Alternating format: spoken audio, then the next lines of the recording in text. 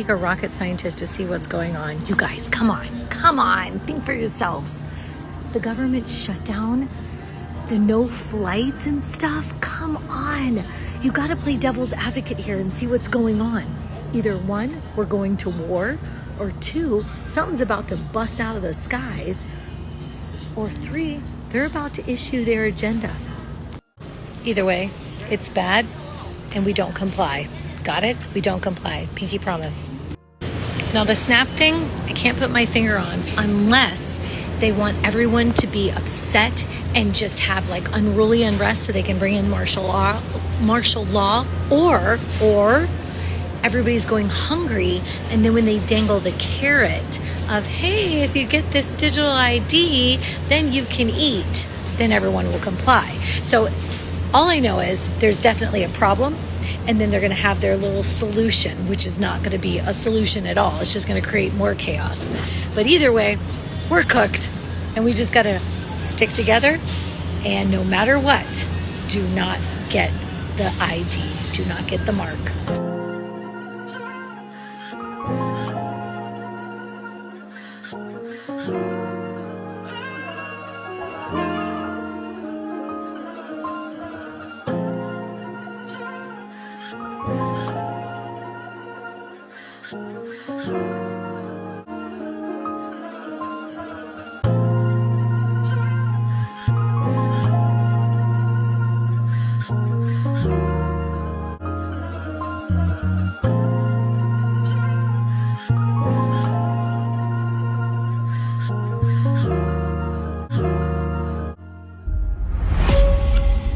The lust to control other human beings is a story as old as time.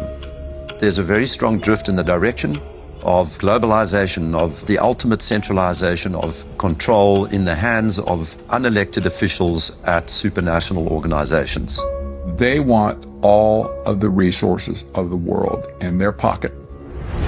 The bigger picture is that an attempt is underway now to collapse liberal democracy and replace it with global technocracy. This is a coup.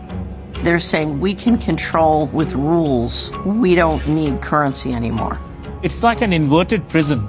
You are supposedly free to roam about, but everything you want to access is behind lock and key.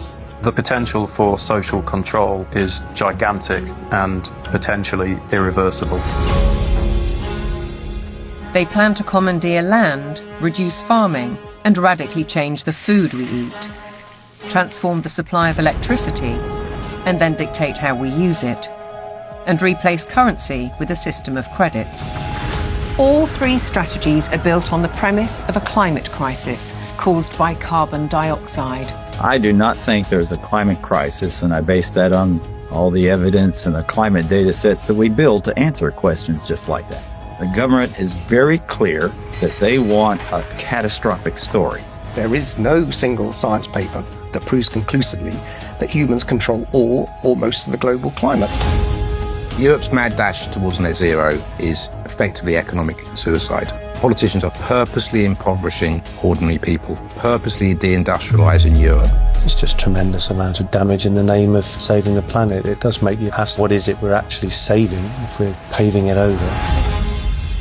I think what we're dealing with here is actually a global war on agriculture. When you look at how many farms are selling up, we're walking into food shortages. If I can switch everybody from real food to pharma food, then 100% of the agriculture industry can go through my publicly traded stocks, and I have complete control.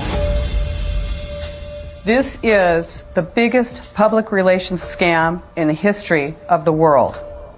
But it's far more than that.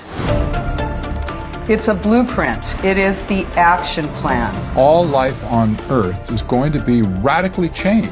Everything will be monitored. The environmental consequences of every human action. The general population cannot fathom the psychopathy of the vision that they're facing. Once the digital ID is in place, it's game over for humanity.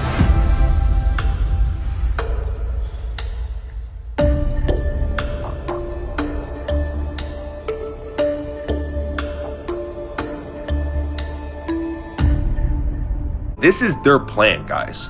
This is their plan. One world government, one world cashless currency, a one world central bank, one world military, end of all national sovereignty, end of privately owned property, end of the family unit, mandatory you-know-what, universal basic income, microchipped tracking for all citizens, world social credit system.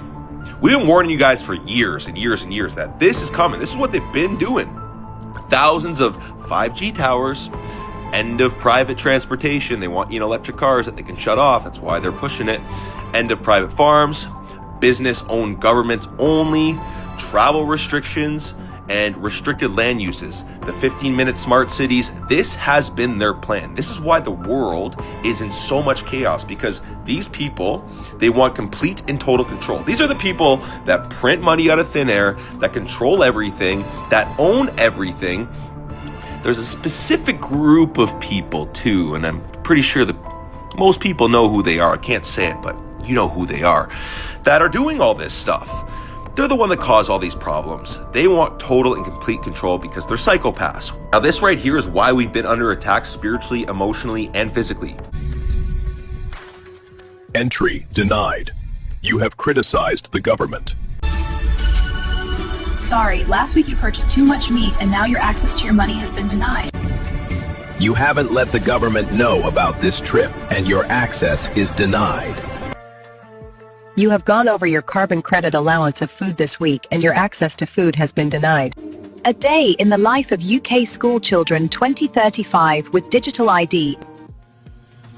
You have gone over your electricity allowance this week and your access is denied. You have gone over your weekly travel limit and your access is denied. It's purely a digital concentration camp. It's a slavery system. When Catherine Austin Fitts talks, we should listen. She's a former high-level investment banker in New York and held senior office in the first Bush administration in Washington. There may be 1,000 models of how it could work. But essentially, you will have, whether it's a banking account or a credit card, and it can be turned off and on. So my incentive system is not you go to work and work hard and you get money. My incentive system can be based on how you behaved in the last 5 minutes, on a 24/7 basis. CBDCs, as the name suggests, would be issued by central banks like the Federal Reserve in America and the Bank of England, not by high street banks. They would signal the end of cash, and every transaction you make would be transparent and held on a permanent database. Crucially, under a net zero regime, your carbon footprint could be at the heart of the system. We're developing, through technology, an ability for consumers to measure their own carbon footprint. What does that mean? That's where are they traveling? How are they traveling? What are they eating? What are they consuming on the platform? So, individual carbon footprint tracker. This can be the infrastructure for a carbon credit system. It's totalitarian control, and if people don't become aware of it now, it's going to be too late to backtrack from this. It's a ratchet system where it's very difficult, if not impossible, to backtrack. And I think when they do this next one, they're really going to push not only the digital IDs, but things like universal basic income and all these sort of things. So they're going to wipe most people out. This is going to come up soon. Could be by the time this video's out. That's how close we are. Any day now this is going to happen. And most people are going to get wiped out. They don't subscribe to our stuff. They're mostly in debt. They've got death contracts called mortgages. They're going to lose their jobs. And so many people are going to actually do the problem, reaction, solution. The problem is they're going to crash everything, wipe people out. The reaction is going to be people basically begging for help. And the solution will be getting them into basically a digital prison and getting them on communism, basically. Sort of like a fascist communism. And get them in their smart city concentration camps and all that kind of stuff. But the digital IDs are going to be very important for all of this. This is really what the Palantir sort of AI control grid's all about.